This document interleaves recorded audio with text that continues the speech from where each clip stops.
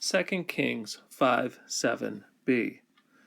Vayomer, Ha Elohim ani lechamit ulachachayot, ki ze sholeach elai le'esof ish mitzarato. And he said, and then we have what the king says. And this is all in response to having read the letter, and he tore his clothing. So here we have the reason for his angst. And it begins with an interrogative marker. So this whole thing's a pretty complex set of questions, more rhetorical than anything else. So he says, Am I a god to kill and to give life?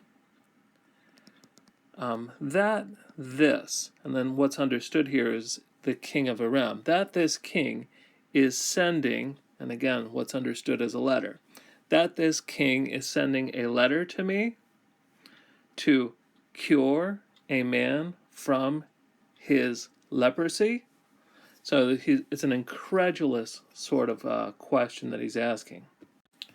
So these pair of terms here, lechamit ulachachayot, this comes from mut and chaya, respectively, that is, to die and to be alive. And in both cases, we have hifil forms marked with the hay.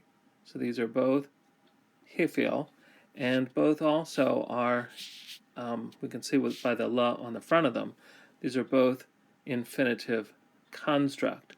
So to kill and to make alive. And we have sholeach.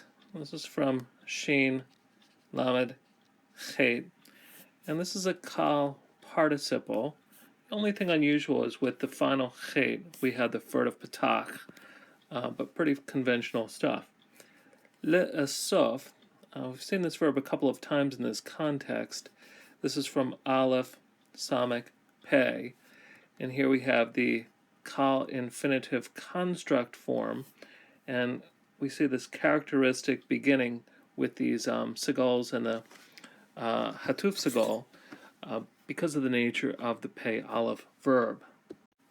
So here again, we have he tears his clothing, not because he wants to get one of the garments that was sent in the pack of 10, but really he expresses the reason here why. The king is in great anxiety because he interprets this all, because the prophet of Samaria is not mentioned. So there's a great irony here then between the sort of knowledge base and the faith and the prophet of Samaria that the king of Israel doesn't have, but the slave girl who is in captivity does have. So very humorous way to tell the story and juxtapose the theological outlook of the different characters.